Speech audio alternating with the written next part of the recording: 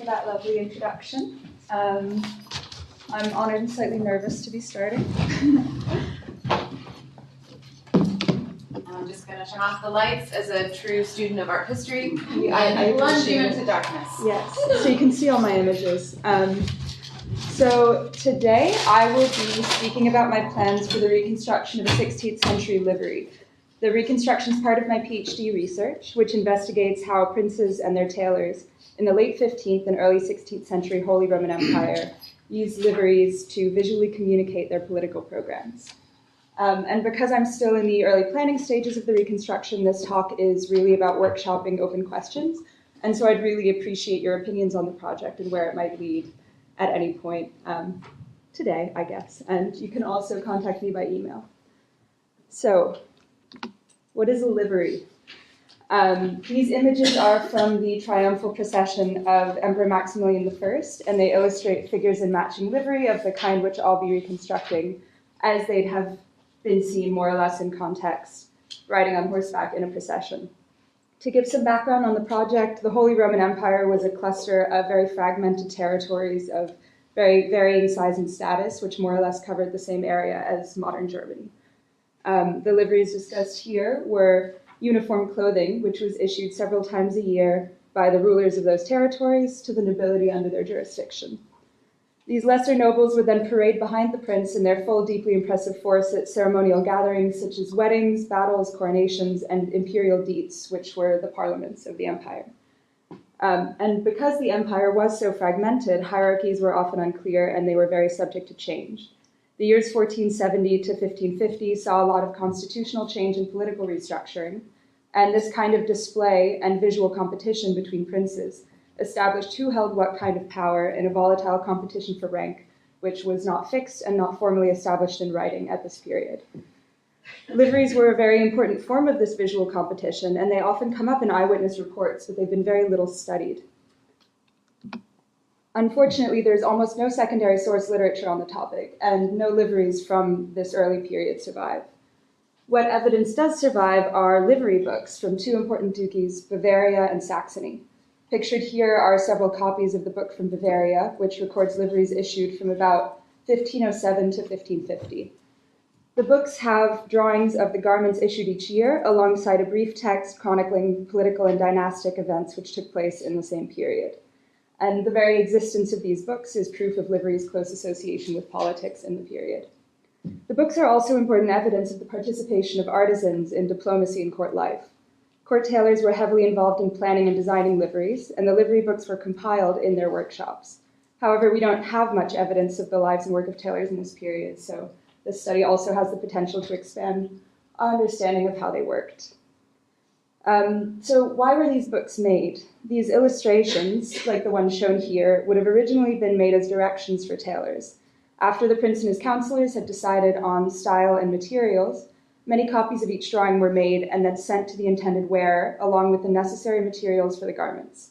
Each recipient, if they chose to accept the livery and therefore the ruler's authority over them, would have hired a tailor local to them to actually cut and construct the livery based on these illustrations. I conceive of this as a process somewhat similar to a couture atelier's interpretation of a fashion designer's drawing.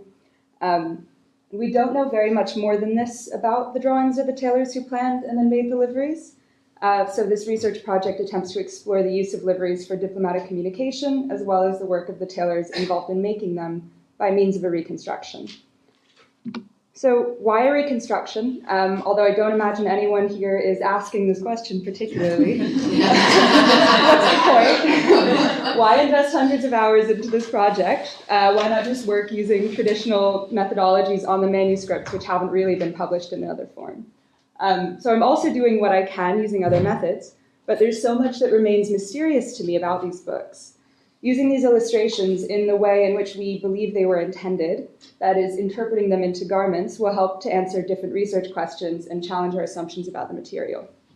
So this reconstruction is going to be first and foremost an experiment in which I'll focus on what I can learn from the process of making. And so it's not really about the end product, the garments, which won't be in any way accurate, although I hope they'll photograph well.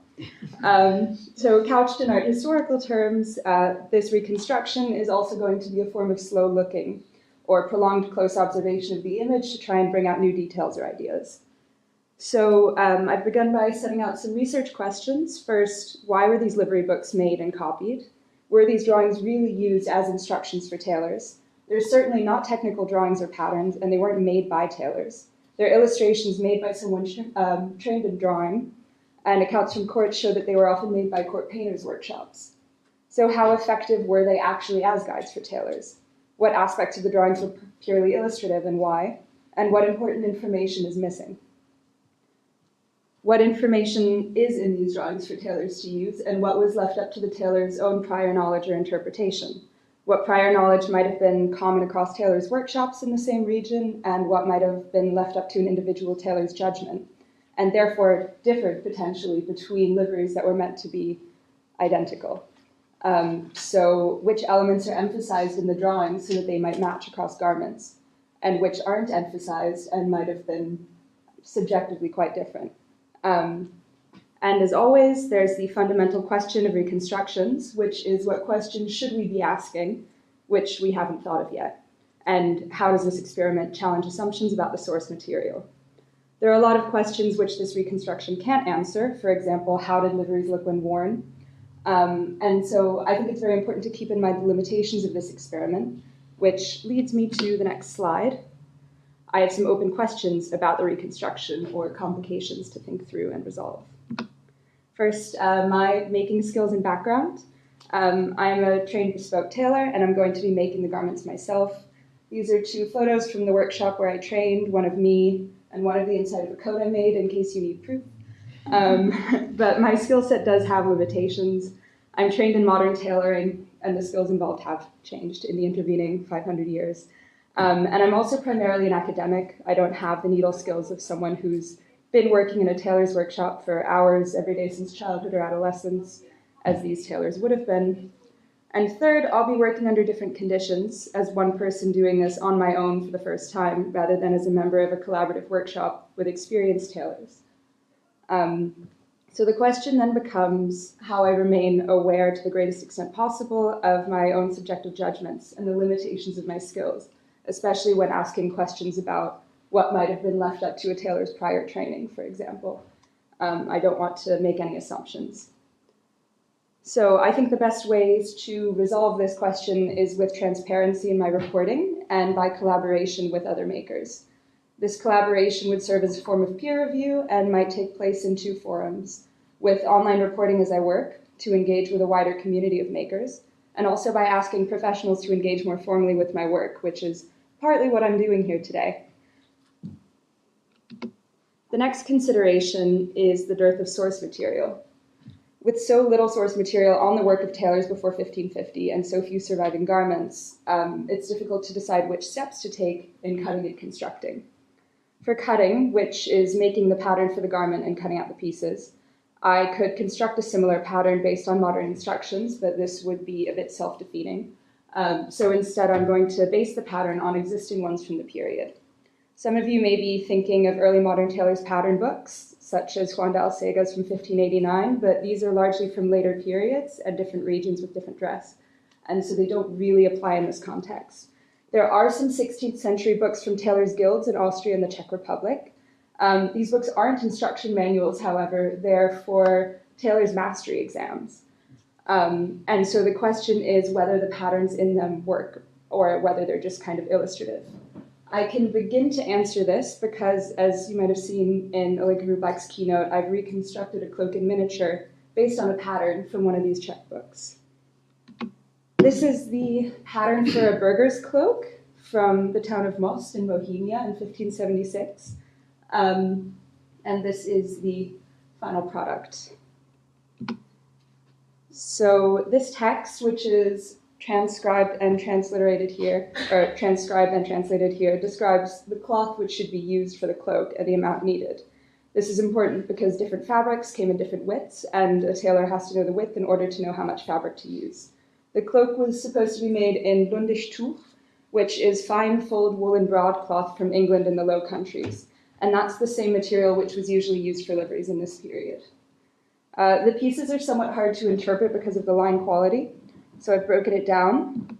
This is the width of the fabric, And here are the patterned pieces. This is the back, this is the back yoke, this is the front, and this is the sleeve of the cloak.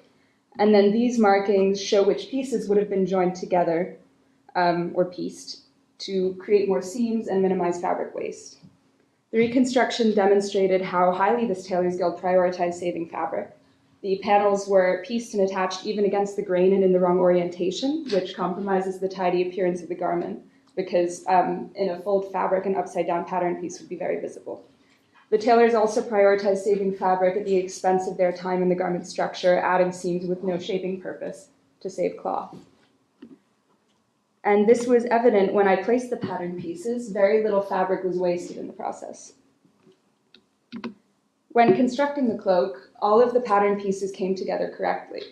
The seams had been matched for length and angle, and the proportions were correct.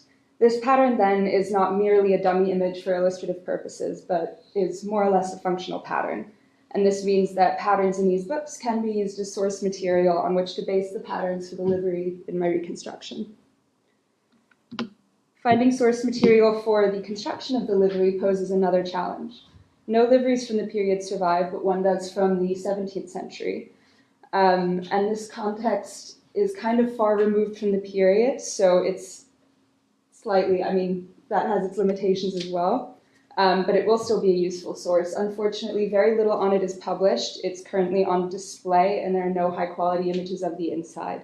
So I'm going to try and see the garment, but it might be difficult to find out much about the construction. Other garments from around 1500 to 1550 exist, and one shown here is very well recorded due to an in-depth conservation effort by the Abegg-Stiftung. This is the formal dress of Elector Moritz of Saxony, and I've actually brought the volume, which is very beautifully illustrated, which has all kinds of construction details, if anyone would like to come and look at it.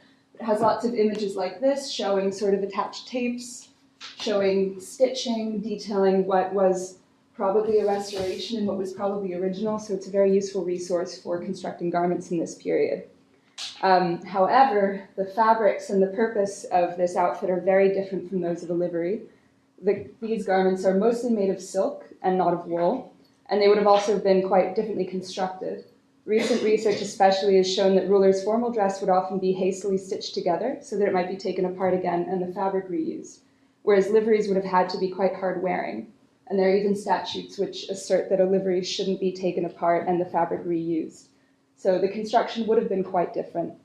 There are some more surviving garments of the period, but there isn't a wide enough selection to create a comprehensive overview of methods. However, I think based on this source material which is available, acknowledging its limitations, there is enough information to kind of put together how, what construction methods might be used in this livery. Another challenge for the reconstruction is the presence of other aspects of dress which are in my power to reconstruct. These include armor, hats with feathers on them, shoes, weapons, and other objects which a tailor wouldn't have made, and which weren't part of the livery, which weren't issued by courts, but which would have been worn with it and constitute part of the complete outfit, as it were. Letters sent with livery materials often even explicitly say that the wearer should come in armor as well as their livery. Some of these elements aren't relevant to the research questions, and so can be set aside if necessary as beyond the scope of the project, such as possibly the headwear, but other aspects have an impact on the measurement of the garment.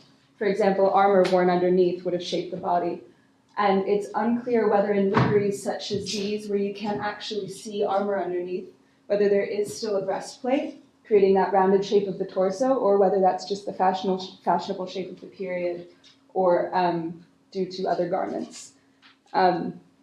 So examining the surviving 17th century livery might help to answer this question, as may a planned archive trip to see unpublished primary sources on fabric issuance for liveries in Saxony in the period. But if not, then maybe making toiles of more patterns from the Czech tailor's book for similar garments could help me tell whether armor or a similar substructure would be needed to create that rounded shape in the torso. The next issue is acquiring the correct materials. The shell fabric for the livery would have been, as I've said, a fine fulled English broadcloth, And there's a pretty wide range of choice in so-called English broadcloths available today. And there are also similar fulled woolen fabrics, such as loden, which are sold at more or less the same weight. However, there are a lot of different kinds and weights of broadcloth, and Lundischtuch was distinguished for being particularly fine and going through a highly specialized fulling and shearing process, which would have been visible to contemporaries because lower quality broadcloths were used for servants' liveries and would have been visually distinct. So part of the problem is that a well-fulled cloth will hold slits, for example, in a different way from one which hasn't been. And so I plan to order samples of different broadcloths and experiment with them and test their weights and compare them against evidence from the making and secondary source literature to see which is the best suited to this kind of project. There are other materials which will also be necessary. Some of the liveries seem to include silk and shot silk, but perhaps more importantly, lining materials, stiffening materials, and other construction materials such as linen might have been used. And hopefully, well, I think these should be in the accounts from the Saxon Tailors Workshop because they include all the materials that were needed to make a livery, which were sent out. So these should tell me whether these materials were included, and then figuring out how to use and apply them is again going back to the question of construction. And then finally, we have the question of how to record this kind of project. This reconstruction is about experimentation in the making process, and so recording and reporting as I go is essential and has to be consistent and thorough. However, it must eventually be presented in the form of a PhD dissertation. So to write up this project, I'm planning to take inspiration from conservation reports, because these are very methodical, with an emphasis on recording all actions taken and materials used, because conservation reports have to be made so that future conservators can reverse processes if necessary. However, the question of other reporting methods takes us back to the question of collaboration and peer review, which has come up a lot in these couple of days. By finding a creative way of recording this process online, I can engage with active communities of makers and create a wider audience for the project, as well as receiving feedback on it. Meanwhile, by continuing to speak at conferences and present the work in this kind of format, I can continue to workshop the project as it develops and have a preliminary form of peer review as I go. So I hope I've painted a clear picture of the challenges involved in this reconstruction and given some insight into my planning and my thought process. With this project, I intend to explore an alternate methodology to try and gather new evidence of how Taylor's work contributed to the visual communication of politics in the early 16th century, and study a part of society poorly represented in the written archive. And as I've said, this is very much a work in progress, so I'd really appreciate any input or any comments or questions. And thank you very much for your attention.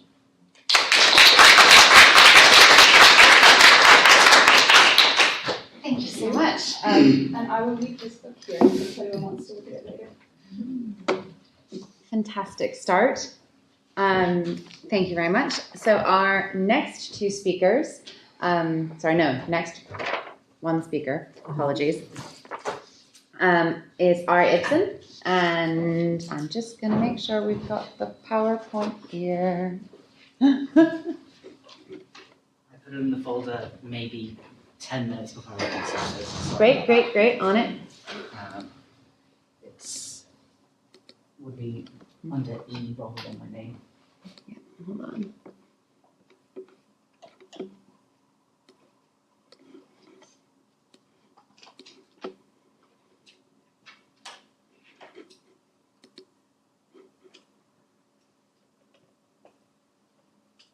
I just lost where I put this folder. Apologies, this is when I'm showing you the behind the scenes, which is the messy bit that I shouldn't be showing you. It should be streamlined. Where is this folder? I'm going to stop showing you this.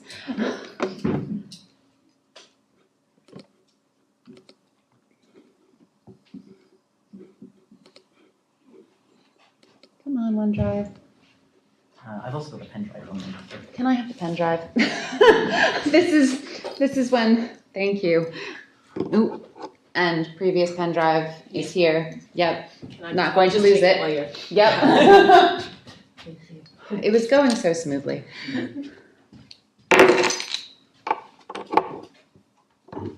Thank you for having it on the pen drive. I'm very sorry that I've let the side down in terms of Not at all. tech. Shame. I know, get a bell. There we go. Embodying Yes. the second one, first one, doesn't matter. Top one. Top one. I'm gonna put the top there. Mhm. Come on, darling.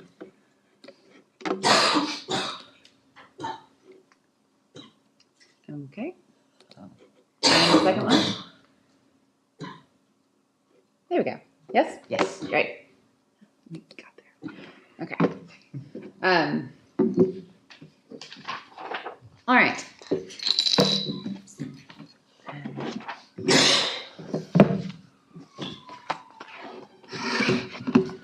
Okay. Sorry. Thank you very much for your patience again. I'm just going to keep apologizing.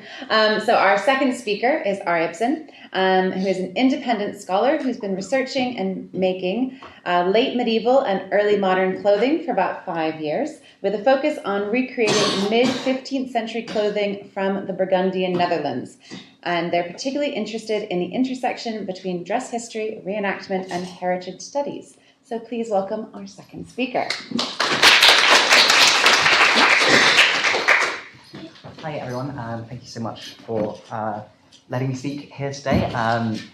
So I did a research project I'll talk to you a little bit more about, but I wanted to get started by saying kind of what I mean by experiential history. I think all of us here are familiar with the embodied turn and such, but I also really like this description from Pamela Smith in her book From Lived Experience to the Written Word, where she talks about an artisanal epistemology and the fact that the ability of craftspeople to produce material things rests upon experientially derived systems of knowledge that are simultaneously practical and conceptual and can be employed rigorously and methodically to generate new knowledge.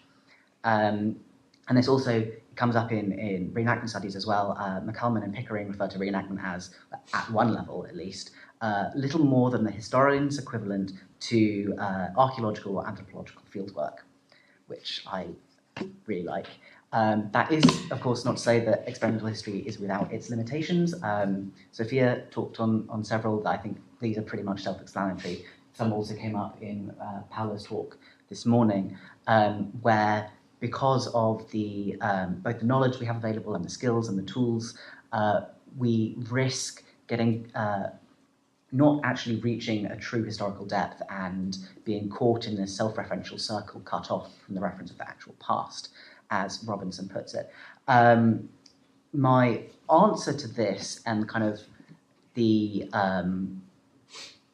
reason why I think this study is still relevant and can still teach us interesting things about historic dress is fundamentally rooted in phenomenology. Of this answer of the boy from the Matrix saying there is no spoon. So coming at this, like we have this kind of Cartesian duality of a complete separation between mind, thought, rational, versus the body and action and subjective experience of the world. Whereas Smith kind of proposes a blending of the two and viewing them as an intermingled duality rather than completely separate things. So you've got the mind, thought, body, action that she proposes. Ellsworth, who is a phenomenologist, also refers to this as the learning self in motion.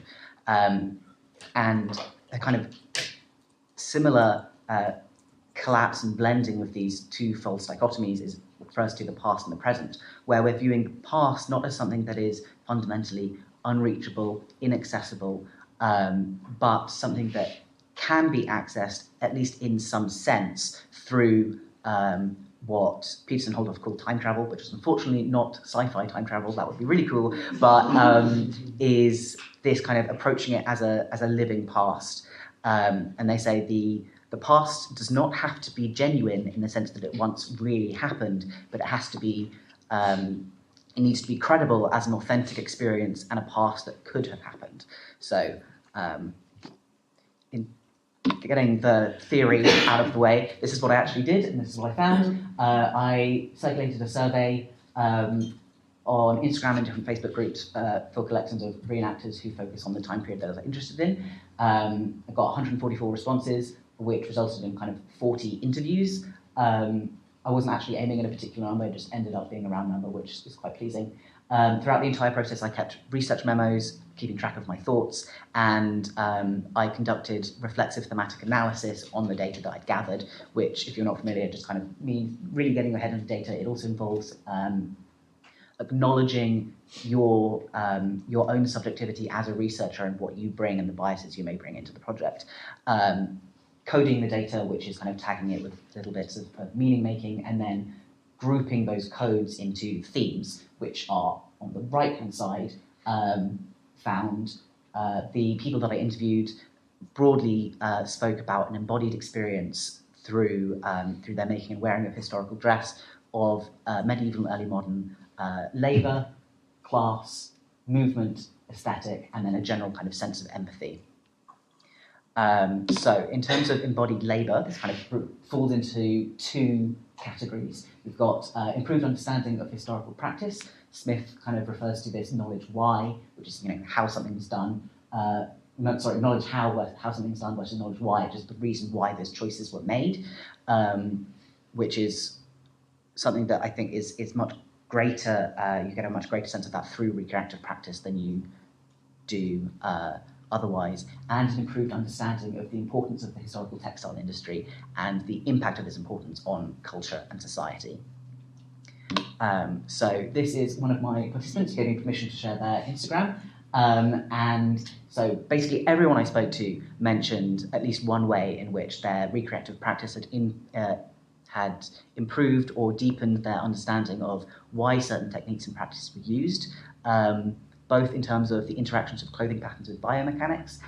So something that we saw with the, admittedly, much later period, the Mantua class yesterday, the high and tight arm side kind of counterintuitively gives a much greater range of motion than the more modern, further off the shoulder arm side, which doesn't allow the full ball joint of your shoulder to be inside the sleeve.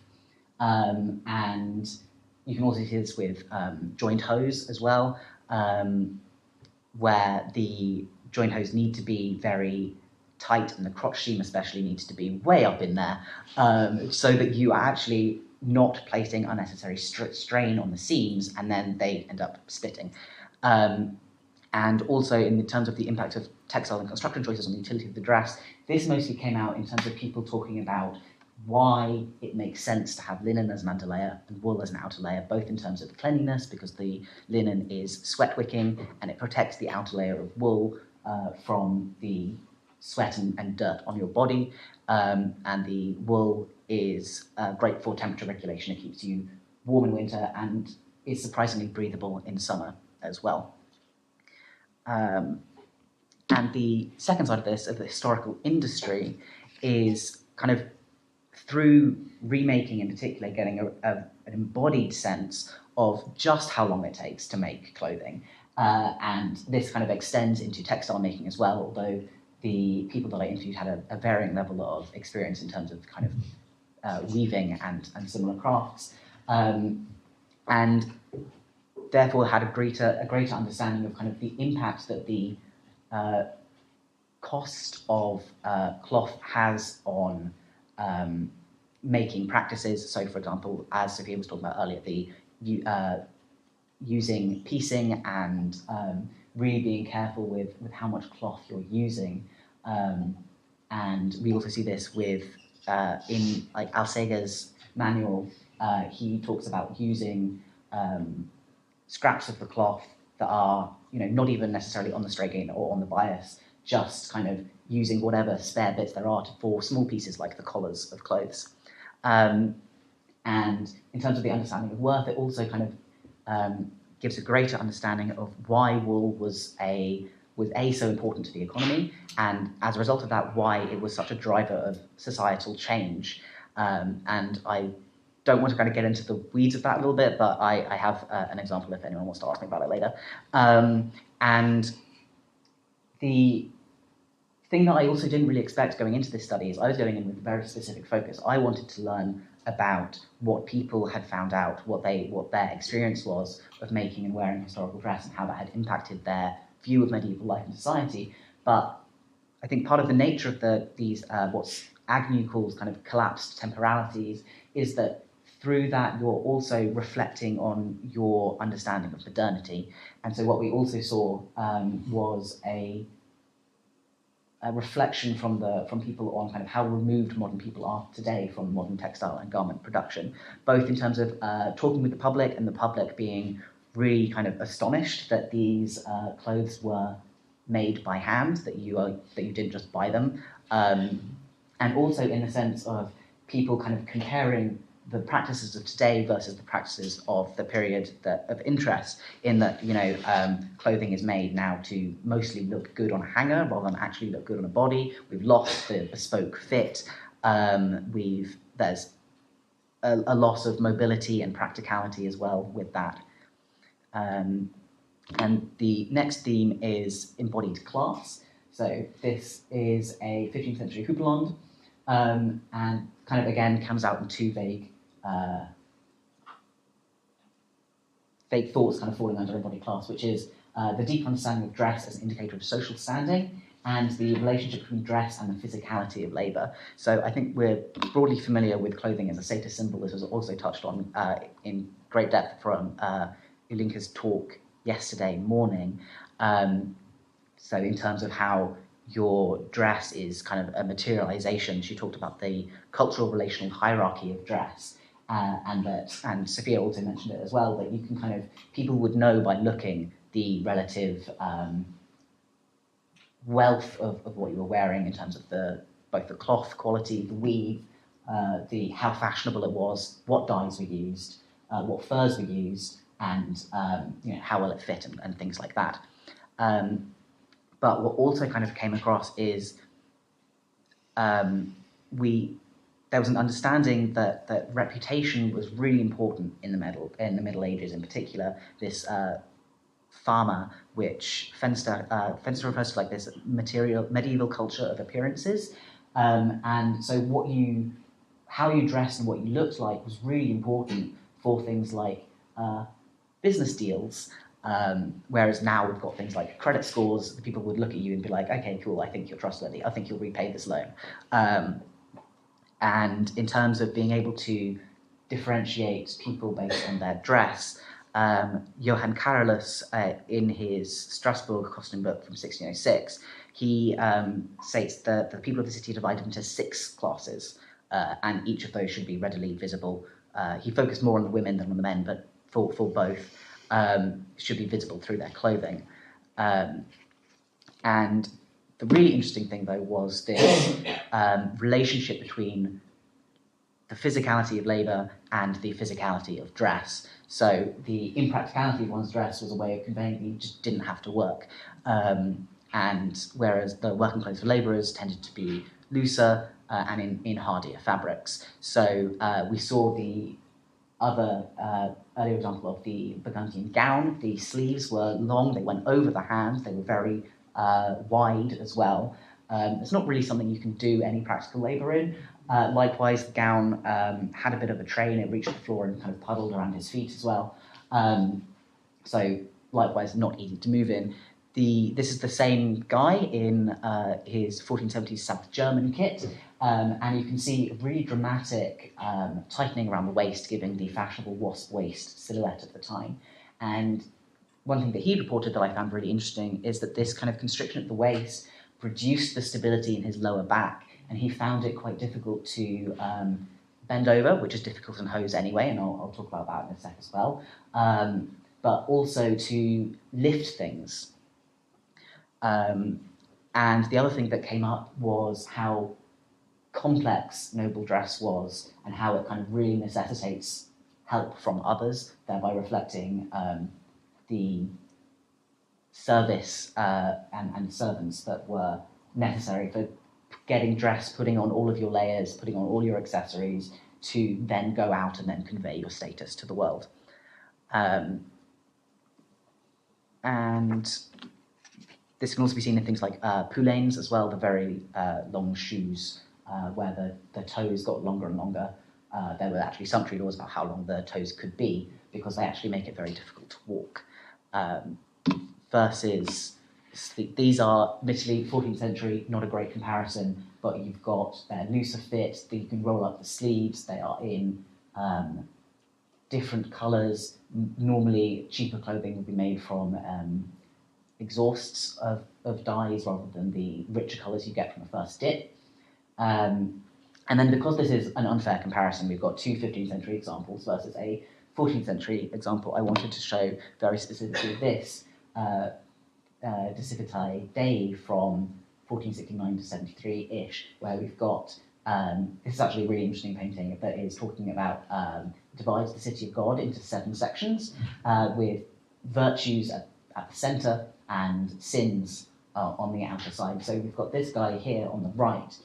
He is representing perseverance compared to the people sleeping who are sloth. And he's still in like a decent outfit. He's got tight-fitting hose, but his doublet, the sleeves are loose enough that he can roll them up so he can actually get to the chopping of the wood. The collar is a little bit different than the fashion of the time, versus this guy on the left. And I apologise, they don't have a better resolution of this. He is in a full-length gown. His shoulders are slightly broader, which is the doublets had poofy shoulders making you look broader, which is more of the masculine ideal of the time, that you wanted to be narrow and tall, but with a very specific broad shoulders.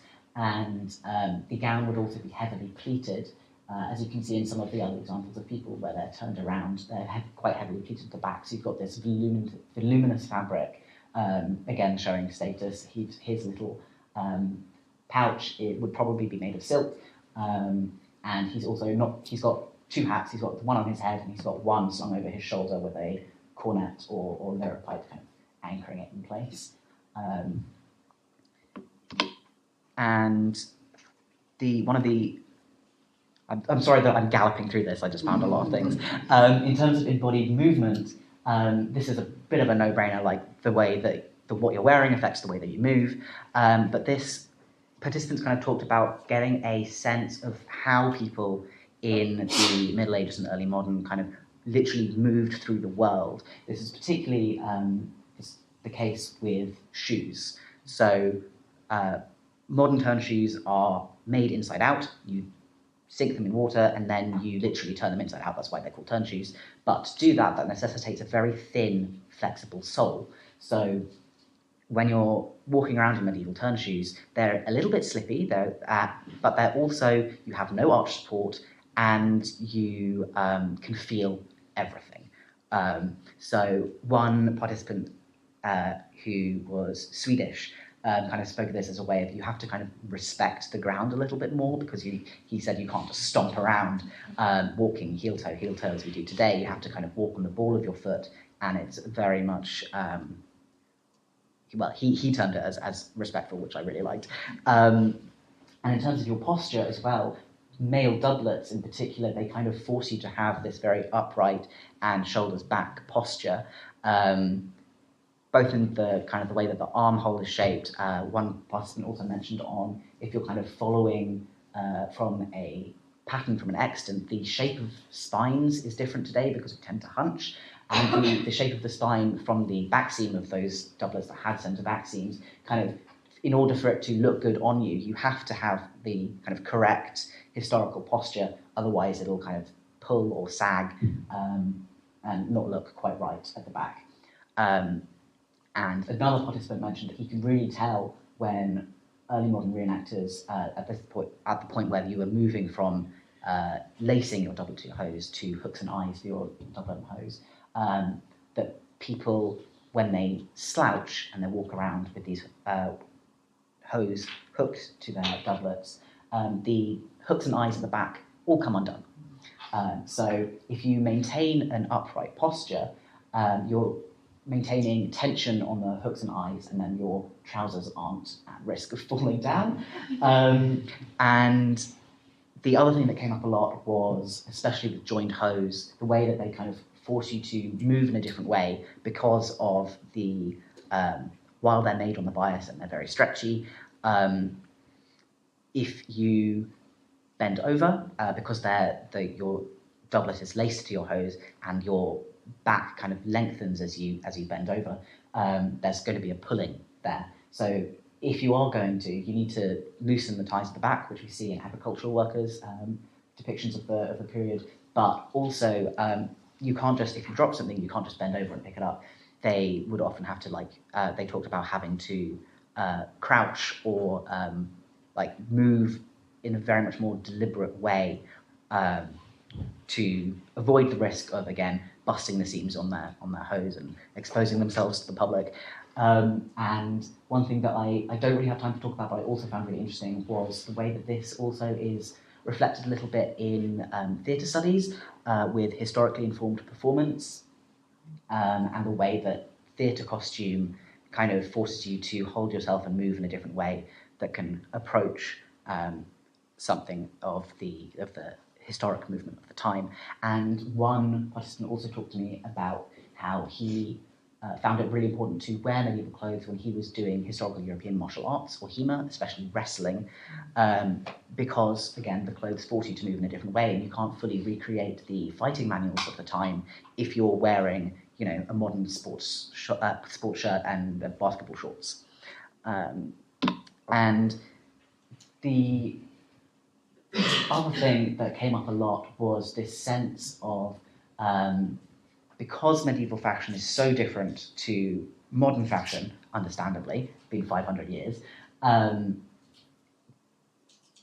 you need to kind of train your eye, and you need to develop a medieval aesthetic sense to be able to look at it, not just in the sense of being able to see, or going from let's say, a public's understanding of, generically medieval, and being able to break that up into smaller and smaller time periods and regional differences as well. But in terms of being able to literally find it attractive and to look at someone and be like, oh my God, you completely nailed that look.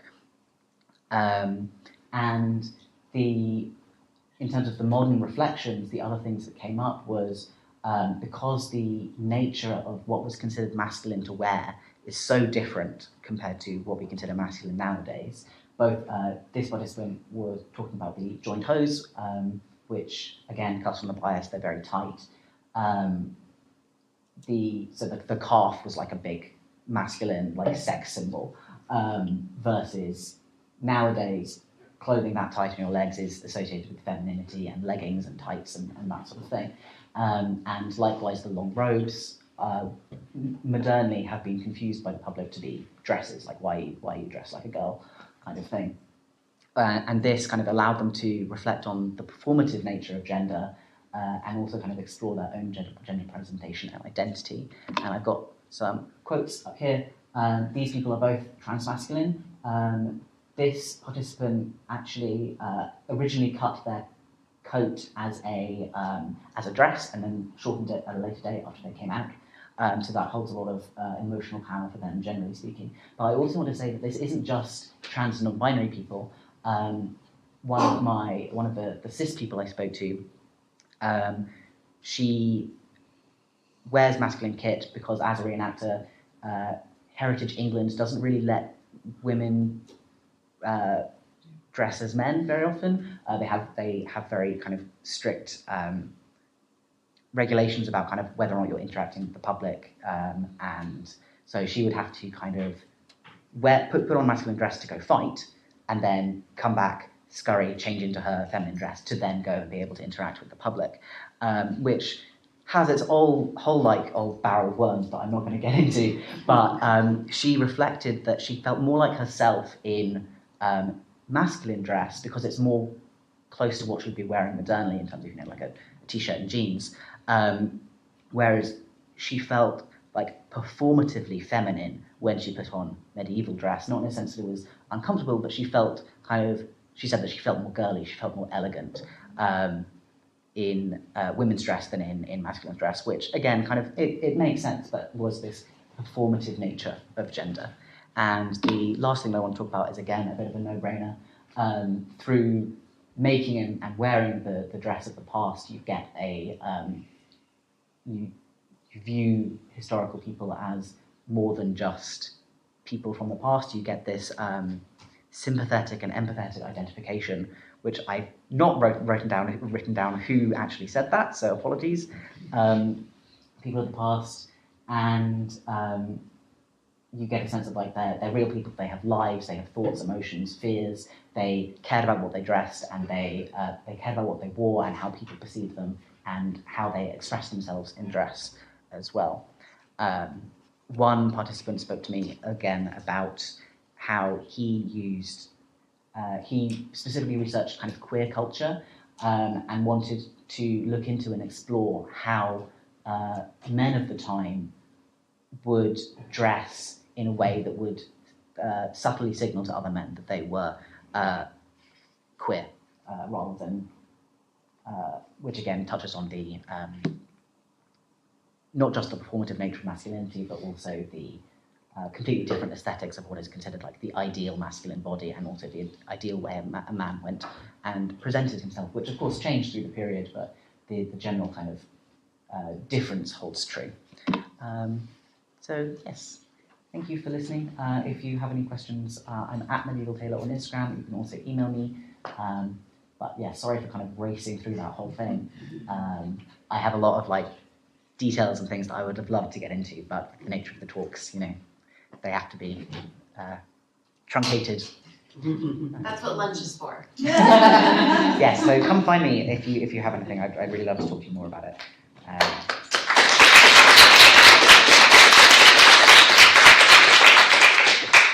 Thank you so much. I definitely have questions.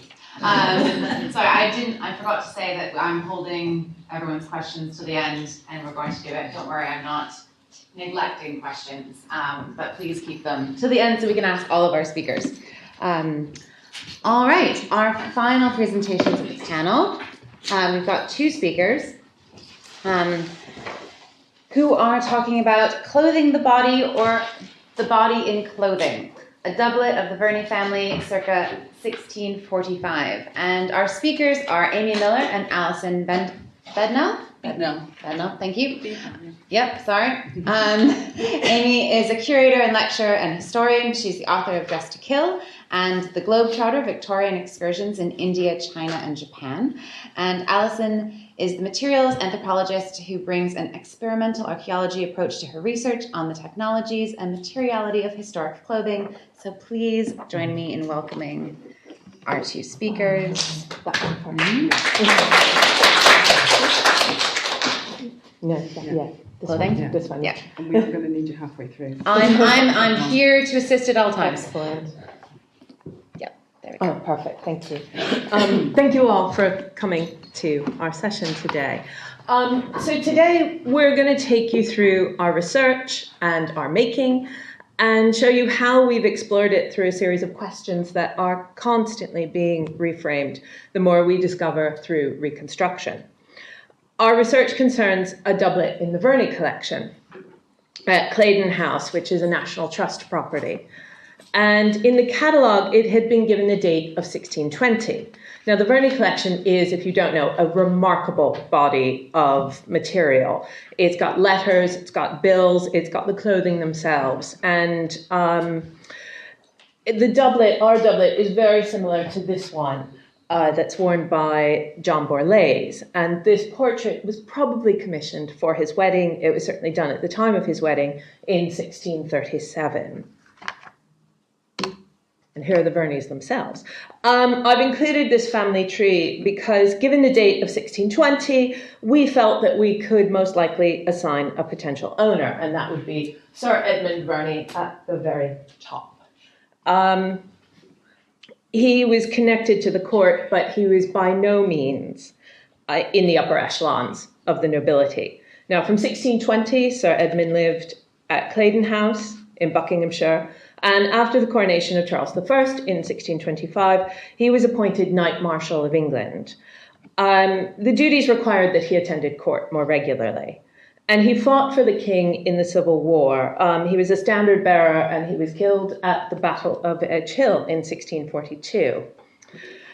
Further, what's really interesting about the Verneys is they were, in effect, on both sides of the Civil War. Edmund's eldest son, Ralph Verney, was a member of the Long Parliament and really had no love for the king. So this is the Verney doublet. You can see it's in absolutely terrible condition, which is brilliant. And it means that obviously no one's really looked at it. It's not a terribly sexy object. And initially we were thinking about how the doublet would sit within discussions of masculinity in the period, particularly this ongoing debate that reinvents itself every century. In this case, it plays out in pamphlets about, is the courtier a man of honor or a swordsman? What is he? And we were really interested in this idea of the belly pieces, those reinforced bits that sit in the front, which you can see vaguely here in this doublet, and how Jenny Tiramani pointed out, it makes a gently curving breastplate. So we were theorizing that perhaps, the role that they play in a doublet of 1620, which you can see in the B&A collection, is that it's echoing the breastplate. It's invoking an armor that's no longer worn, but it makes an element of the swordsman inherent in the dress of the courtier, particularly as the doublet itself is a military garment initially. Now, as will be obvious from this photograph, and became more obvious to us when we looked at it, there are a number of inconsistencies in the style of our doublet. That means that date of 1620 is probably not right. The first thing is we have these very long tabs, unlike those quite shorter pointed tabs of the 1620 doublet. We have these open seams in the sleeves, and there's an opening in the back. And then we also realized that the doublet was only ever worn buttoned halfway down. So these lower buttons are completely unused. Which puts us more to the silhouette of the late 1630s. And you can see here in this painting of a young Charles II, that really long tab, that open side seam, and beautifully, the belly pieces just sort of strain against the satin, so you can see them there. And so we realized that if the doublet was 1620, the wearer was most likely to be Sir Edmund Verney. But if it's the late 1630s, and certainly around 1637 we thought originally, that means that it could belong to Edmund or to his son Ralph. Now, by the end of the 1630s, Ralph was at the Verneys' Covent Garden property in London. And you can see here, interestingly, the Verneys used Van Dyck, or at least certainly he did the head of Sir Edmund. It's probable that his studio did the rest of the body. And in looking at other Van Dyck portraits of the period, what's really interesting is that black doublet in that style shows up. It's in one of Sir Thomas Killigrew, and a portrait that was painted for him mourning his wife. And we could see it in the portrait of John Borlase that I showed you earlier, that was commissioned for his wedding. And interestingly, Borlase was a neighbour and friend of the Verneys. Both Borlase and Ralph Verney were in Parliament together. So we started to consider, well, what could have happened in Ralph Verney's life that this doublet could have been part of. And we thought about marriages or mourning. And certainly in 1638, Ralph Verney's daughter died at the age of 3. Now, he and his wife, Mary, had already lost their first child as an infant. And they were devastated at the death of Anna Maria.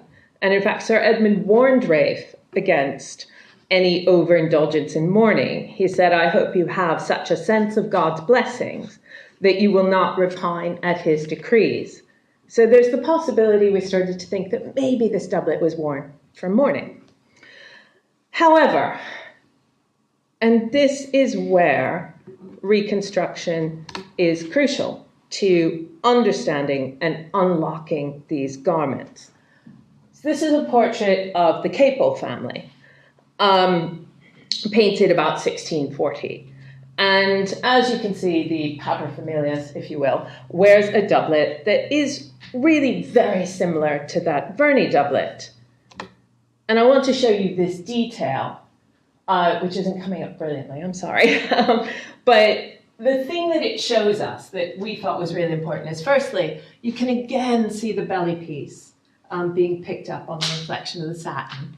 You can see how it's worn unbuttoned, and you can see that lovely shirt. But you can also see how this front tab comes down to just about here on the top of the thigh.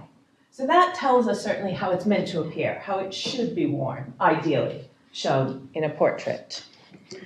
And when Alison made the first toile of the doublet, over there, we discovered that it was much smaller than we had all previously understood. And I put it on my son, who is 4'9", and we can see that it doesn't quite come to where we wanted it to. So it's probably made for someone who stands about 4'8" tall. And there's a brilliant bit of research that was undertaken at Oxford that noted that the average height of men in mid-17th century Britain was between 5'6" and 5'9". And I should also point out that, as everyone will be familiar with, it's been remarked upon over and over again about the shortness of Charles I and his wife Henrietta Maria. He stood to my height. She was a bit shorter, between 4'8" and 5 foot. There is no reference, contemporary or otherwise, to the Verneys being overly short. But they did make fun of suitors who they felt were too short in pursuing some of the Verney sisters. So we felt that this doublet has to be made for an adolescent or a child rather than an adult. So we went back to the Verney family tree. And, sorry, the wearer can't be Rafe because the dates don't work.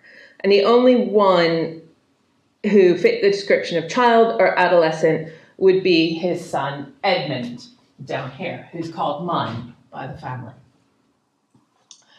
Now, our question changes then. So if it is Mun, when would he have worn it? And what new date can we ascribe to it? Mun is born in 1636, so that late 1630s date doesn't work at all. And so we went back to the Verney family history to scour that and see what clues we could find. And we know that in 1643, parliamentarians were afraid that the king would increase the ranks of the Royalist army with Irish Catholic troops. And they requested the help of the Scots. The Scots, who are dominated by Presbyterian Covenanters, promised aid to Parliament on the condition that the Scottish system of church government was adopted in England. And the Solemn League and Covenant was drawn up by Parliament and was, in effect, a treaty between the English Parliament and its Scottish counterpart. Now, Rafe Verney and a number of others weren't happy with this situation. And Rafe felt that as a devout English Protestant and as a matter of conscience, he could not vote for this. Instead, he chose to go into exile on the continent.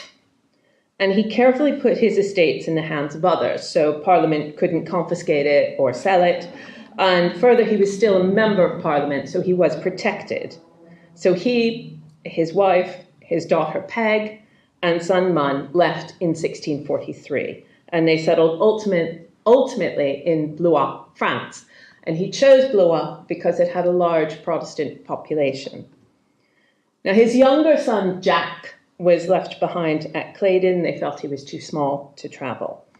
And in 1645, Rafe was deemed to be no longer a member of Parliament because of his absence.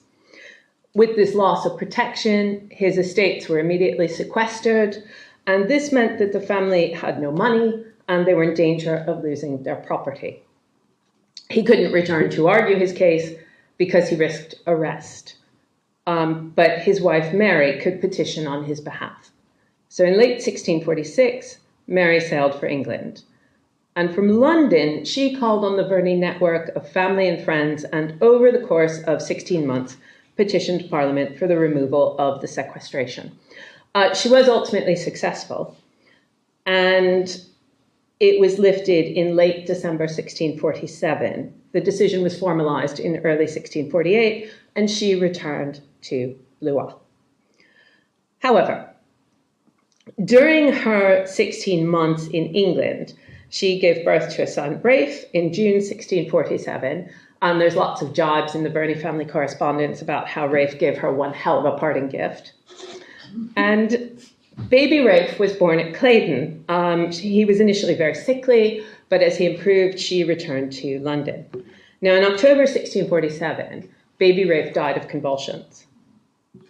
And that same day that Mary received news of the death of baby Ralph, she also received a letter from her husband, Sir Ralph, that Peg had died of dysentery. So, we feel that this doublet was probably part of mourning wear commissioned for Mun after the deaths of his brother and sister. And it's kind of, again, reinforcing that status as well, that Mun is the heir who is still surviving. He only has one other surviving sibling, his brother Jack. When Mary sailed back in 1648, she brought Jack with her. And we feel that this portrait of Mun may come from around this time and may actually show our black doublet. Now, there's one other clue as to why we feel that this doublet belonged to Mun. And this is because Mun had scoliosis. Now, the condition is diagnosed in adolescence, and in the course of Ralph's correspondence with his wife whilst she was in England and he in Blois, he comments that there was an issue with Mun's posture, that he would not stop slouching. And Mun was affected quite severely by scoliosis. Padding on a suit that he wore in the 1660s shows that his right shoulder was significantly higher than his left shoulder. And finally, this then refocuses our question, if you like, our framing, which is how masculinity and fashion and disability intersect in the mid-17th century. How do you accommodate a body like Mun's in clothing? And for that, I'm going to hand to Alison. And we're going to swap over.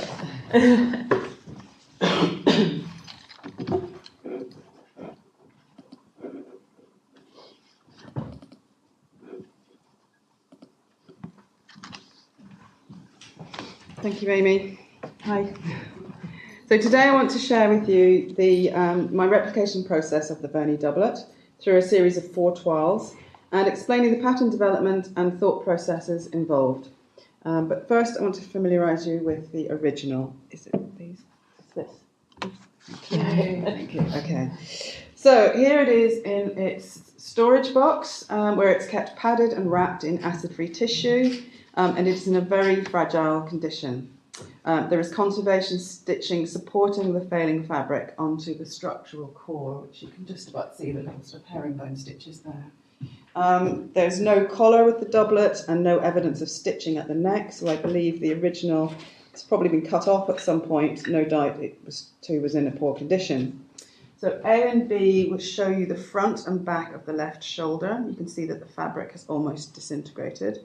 And image C, you can see the split in the fabric. That's not the seam, that's the actual fabric itself, which has failed along the warp grain. I've done some working drawings here for you to clarify the construction details. The doublet comprises a short-waisted bodice with a V-front waist seam, 6 deep waist tabs, a slash in the centre back, narrow shoulder wings, curved 2-piece sleeves with front split seams and back slits in the cuffs. There are 19 buttonholes on the left front bodice edge and 2 buttonholes high up on both of the outer cuff slits, the sleeve openings. And a single row of, but there's no buttons, okay? There's approximately 35 metres of passementerie on the doublet, applied in triple rows along all seams and edges, and a single row on the narrow wings. The inside of the doublet is fully lined, apart from a missing patch on the back left waist tab. There are belly pieces inside the fronts and metal eyelets inserted in the tabs along the waist seam where the breeches would have been laced. The green ribbon that you can see there. Oh, no, sorry. Savage. Sorry. Okay, I've missed something here. Sorry. On the left here, in the raked light, you can see the ridges of what we believe are bents in the belly pieces, providing structure and rigidity for the front of the bodice. Figures 1 and 2 show an X-ray of bents from another doublet, from a slightly earlier period, and a cross-section showing how the bents are stitched in bundles, creating the ridges that we can see here.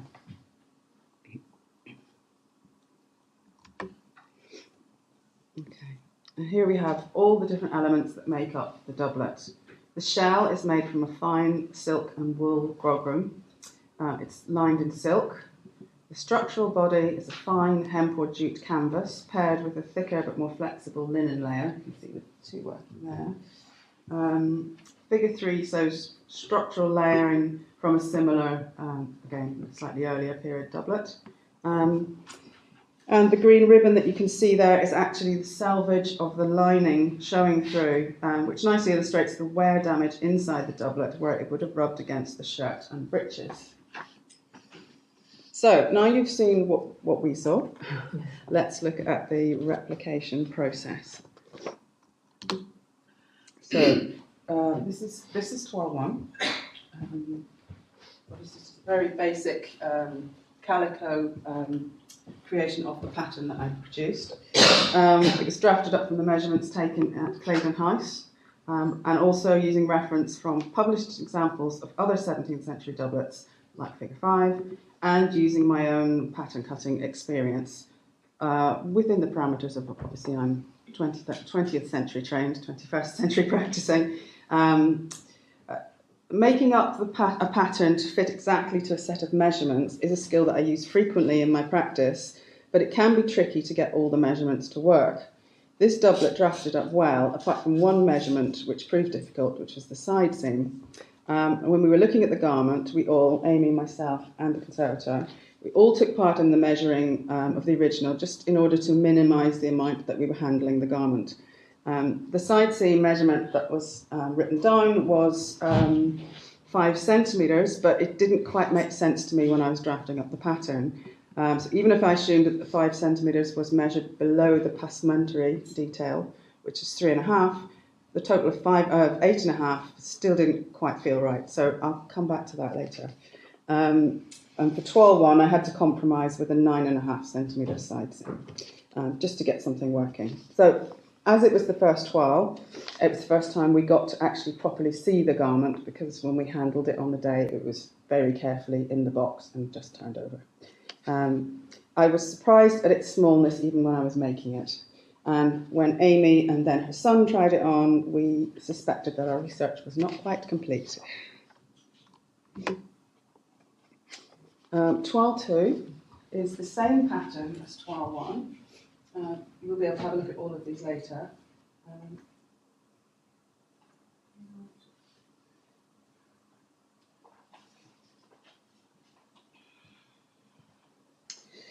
So it is the same pattern as toile 1, but I wanted to understand the structural form of the doublet. I have made many tailored garments in my contemporary practice, but I would describe my tailoring knowledge as production tailoring, which is different again from traditional bespoke tailoring. I had never completely hand-sewn a jacket. I had never pad stitched layers together, mounted outer fabric onto canvas, or overstitched lining in place. I used calico and cotton canvas in toile 2, all a bit thicker than the original, but toile 2 was an exercise for me in learning and practice, building tacit knowledge and muscle memory. And toile 2 has already proved useful as a visual aid at some workshops that we ran in June, so students could handle and see the tailoring effects on the individual layers of fabric. So analysing what you've got and deciding what to do next is an important part of iterative pattern development. Here are toile 2 and the original doublet side by side. There were a few niggles that I wanted to address. the misbehaving side seam that I mentioned earlier. And as you can see, the angle of the front waist and hem aren't quite right. So as a pattern problem, my instinct was to cut the pattern through the side seam, raise the back and lower the front, maintaining all the measurements, but the subsequent redrawn waistline and underarm line would fix the side seam issue and create the steeper angle required for both the front, waist and hem. But what this alteration also does is create a rounder shoulder line as the adjustment pushes the neck forwards. And this is where serendipity struck, as my technical process met with Amy's research findings. Munn had been persistently slouching, according to his father's letters, and here was a pattern that wanted the shoulders to roll forwards. But of course, any question answered always leads to more, and so the next question was, how could a slouch or scoliosis affect the pattern and garment? My contemporary approach of mirroring measurements to create symmetry had not taken the individual fit nature of a handcrafted bespoke garment into account. So time for a remeasure. We return to Claydon House in search of asymmetry, and we find it. The right shoulder is wider than the left, and the left sleeve is longer than the right. I altered the pattern according to the asymmetric measurements to create the now asymmetric toile 3. Which again is in a more basic fabric to test the pattern.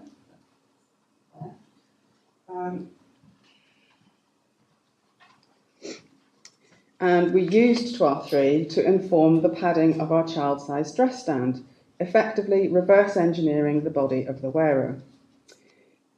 Through a process of visualising how these measurements would work in 3D and rationalising why one sleeve would be longer than the other, and we didn't have this illustration till just recently because I wanted to illustrate to you.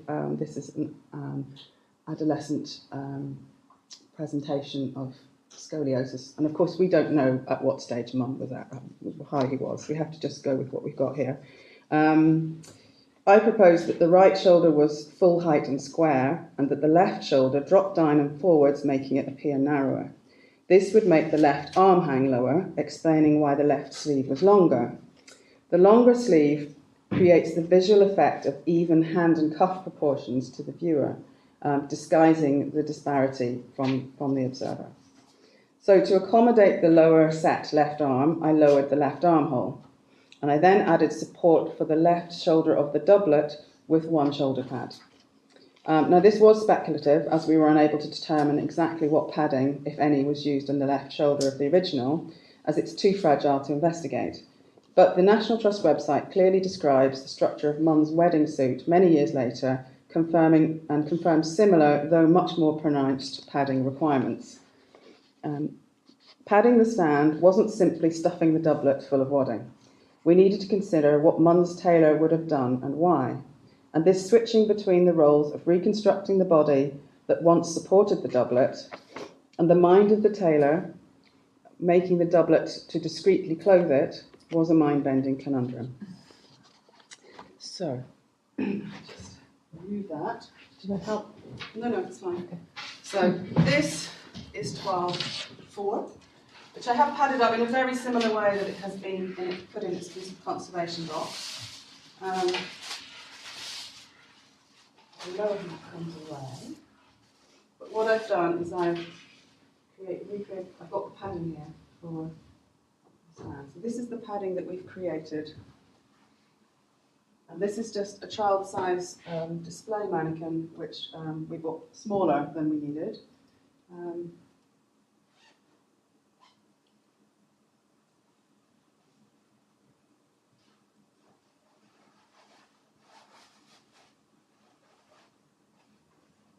I had hoped this would just slide on and off, but I very quickly realised the padding didn't like that, so the zip has been added.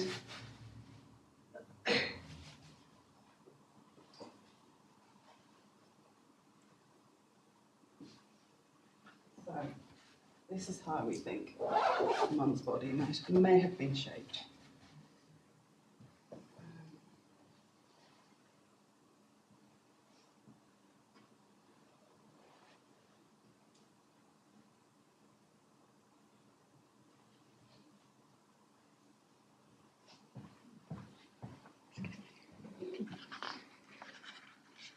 Right. So, 12.4.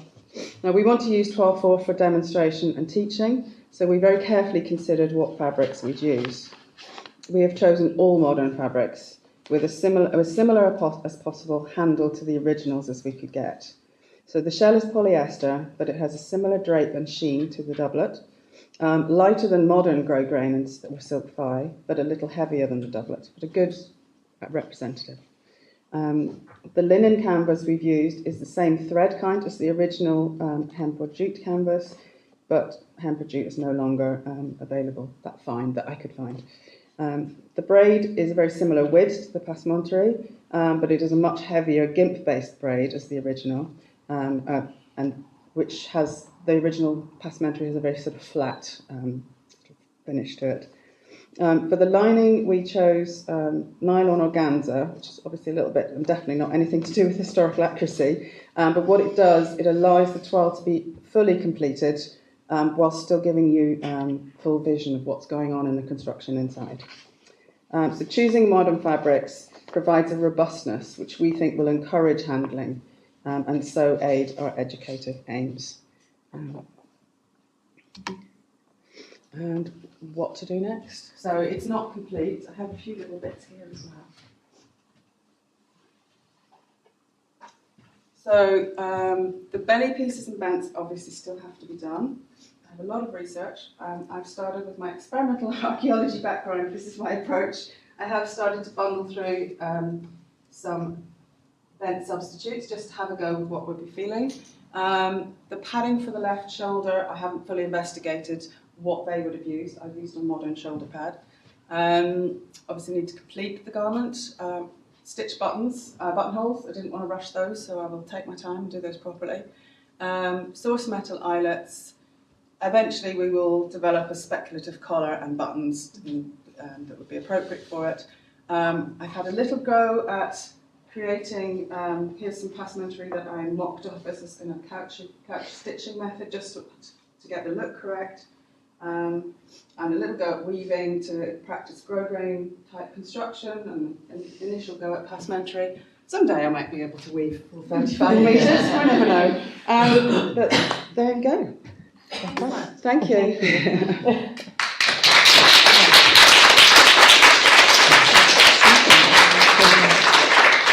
Amazing. I will now turn back on the lights so you can see all of this, but can I also ask all of our speakers to please rejoin us so we can ask questions, which I'm sure you all have.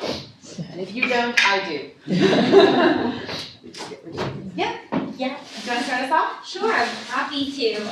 Thank you, all four of you, for some really, really wonderful papers. And I could bombard all of you with content. Sophia, I can do it whenever, so I hear you get a break. Being slightly selfish and going through the 17th century, I have a question for Amy and Alison. I was really struck by your ability to interweave the correspondence into your methodology as a way of facilitating your understanding of the garment. And I've looked at some of the later Verney correspondence, so personally very excited. I was just wondering if you got any sense, either through your examination of the extant doublet or through this correspondence, where it might have come from, if it was created by a local tailor in Buckinghamshire, if it was made in London, and if that's something that you could learn. I think Amy has a theory about that. Yeah, so I'm really glad you asked, because it's something we've been kind of looking at, and because they were on the continent, I think it's unlikely that it was made in Britain. We need to approach, I can't remember his name now, it slipped my mind, a French tailoring specialist for the 17th century who's at the School of Historical Dress, because we want to see, we feel it was probably made in Blois, is our guess. So that's what we're looking at, to see if he knows differences crucially in what was going on, because that's what we think was happening. There's a second doublet in the collection that's the gold doublet. When we went there and put our pattern piece down, it matched exactly. We really think the same tailor has made both garments. It's just, it was We So suspect similar. they were commissioned at the same time, and so one would have been for the mourning, excuse me, for his brother and sister. But the gold doublet really isn't worn, and of course Mary, his mother, dies in 1650. So we think that there is a prolonged period of mourning. There's probably not, huge celebrations going on, and that's why the gold doublet is so well preserved. So that's our theory. Thank you. Other questions? Yes. So I wanted to ask Sophia, obviously when we have surviving examples of a lot of these clothes, they're generally from people who are wealthier. So to what extent do you want to consider the backgrounds of the men that would have worn the livery and how the practicalities of that would have impacted how the clothes were worn? And made for that example as well. That's a really good question. So the question of rank is kind of crucial to this, because the men who would have been wearing these liveries would have still been men of rank. They would have been nobles. And the broadcloth which would have been used is still a pretty expensive cloth. But there are practicalities to how they were worn, and one of the things that comes up over and over again is that the liveries had to be worn when riding on horseback. A lot of the images have spurs, and a lot of the skirts of the doublets are quite wide, or they're either pleated or gathered. So that's kind of a question that comes up repeatedly. So I think that's why, something I have to keep in mind when considering the source material, of course, and when trying to look for examples of garments which would have been worn more frequently. Sometimes, they survive less because they were worn because they weren't preserved for the fabrics. They weren't, but they also sometimes have the advantage of being already kind of in pieces, and you can kind of see the interiors and the construction. So I'm still doing research in that direction, but I think sort of the ability to wear that clothing regularly to fight in it potentially is something that I really have to consider when doing this. Three brilliant presentations. This was a great panel. My question is for Amy and Alison, and it's really remarkable. What you've discovered through this is just mind-blowingly exciting. So it's great. But I was wondering if I could ask quite a speculative question. In the reconstructions that I've worked on, when I've talked to tailors about the way that they can sort of see the body that they're working on and are compensating for the body beneath, and maybe it's idiosyncrasies, they often talk in contemporary terms about, you don't necessarily tell your client that one shoulder is larger than the other. And I wondered if in the correspondence, when there's discussion about the slouch, how much Munn's scoliosis was not seen because his bespoke tailoring had put, or whether, I don't know these letters, so I don't know how much it's recognized as just a posture thing versus an actual. Well, I think as from making garments measure for individuals, everybody's got some variation, and yes, you don't always tell them and make a big deal out of it. You just kind of and you're not aiming to make 100% symmetry, because that would, on some occasions, just feel really abnormal to have some kind of weird padding that you didn't really need. What it is, I think you're just trying to minimise it and make it look as. You need to make the person as comfortable in it as possible, so that's fine, not over padding. So certainly that building the padding for the stand, it would be really easy just to fill the garment and just think, right, that fixes it. But actually, you can't do that with a body. A tailor can't just build up someone's arm if it naturally wants to sit in a certain position. So yes, it was definitely a kind of balancing act of how much would be too much, it would be. If you didn't pad it at all, then you would effectively emphasise the difference in the shoulders. So there is a sort of a happy medium. Also, I should add, later on, a few years later, Munn's put in an iron harness to correct it. And they felt that it worked briefly for a time. He spent, I think, a month to 2 months in it. He wore it every day of the week and was let out one day. And so it's quite extreme. But certainly we know by the time we get to the wedding suit in the 1660s, it's quite extreme in the padding. So clearly, whatever corrective elements took place, it didn't really continue. Thank you. And we've got a question for Ari. So did you specifically ask your participants about gender identity and sexuality, or did it come up naturally? It very much came up naturally. I did start to inquire towards the end of my interviews once it had really kind of clicked that this was an interesting thing, of how they felt as a man in their clothing for people who identified as men. But yeah, it rose up naturally, and that's why I then started to investigate. That's interesting. I'm going to jump off the back of that in a two-part question. A, is there a medieval handkerchief code? And B, has skinny jeans affected the embrace of that really tight-fitting aesthetic, which my students would be like, oh, I'm not caught dead in them now. But, you know, in that way of actually seeing men's legs for the first time in the mid-20-teens, in that kind of really tight-fitting way. So that was my two-part question. Yes. So I'm not aware of any like equivalent handkerchief code. I'm just checking. I definitely talk with this person specifically quite regularly, and he is so interested in it. It's fascinating. Not aware of anything. Anything probably would be very speculative anyway.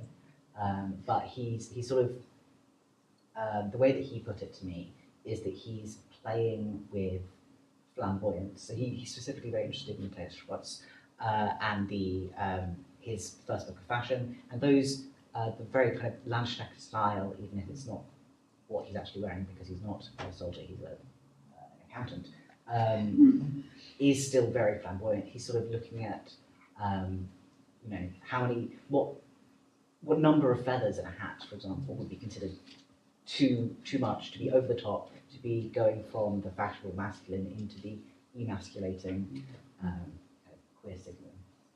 Yes, I don't have an answer. But that's fine. Would be really cool. Would be great.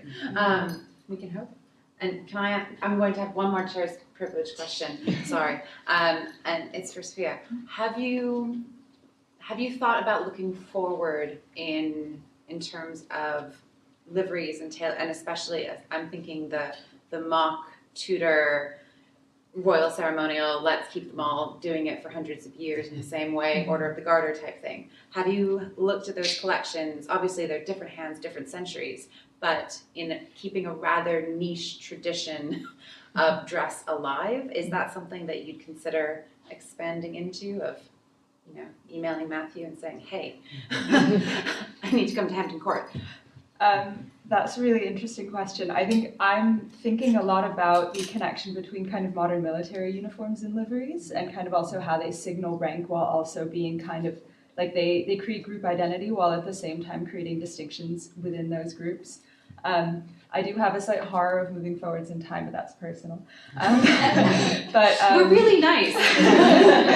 But yeah, no, I think that's really interesting, but I think I'm afraid of falling into sort of the trap of kind of conceiving of all liveries as sort of being the same. I'm sort of really trying to pick out these distinctions, and especially in my writing about it, I'm trying to differentiate quite heavily between what I'm talking about, which is sort of clothing for the nobility, and kind of what becomes the definition of a livery in subsequent centuries. But in a conceptual way, I definitely am thinking about those and trying to bring them in. I mean, it's a reason to go to Hampton Court. Yeah, that's true. If the RSN weren't enough. I know, that too. Two reasons. Any other questions before we wrap up? No? Excellent. Well, please join me in thanking our amazing panel, and then I'm sure come and with supervision and consent, come look at what's up here. But thank you so much to our brilliant speakers.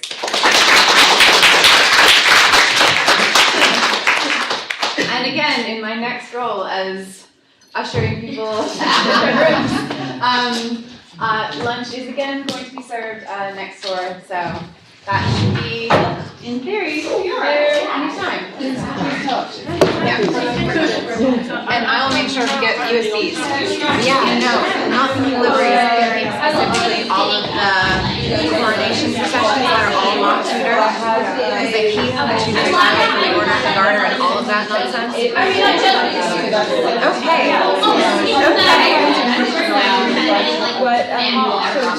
So, 18th and probably earlier, so Royal Ceremony has a bunch of page uniforms and order of the garter stuff, and it's all continuation of Tudor. They're all like, it's all that kind of stuff. So it's not quite what you're looking at, but it's keeping a very outdated style alive for some. I mean, they still wear it.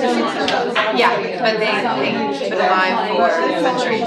So, and it's like they still wear it as current coronations. Yeah, and like all the processions. It's worth getting in touch with Matthew / Kate. My next question is about dissemination in how. Sorry, I'm just attacking. Can you pause Panopto? Thanks. But yeah.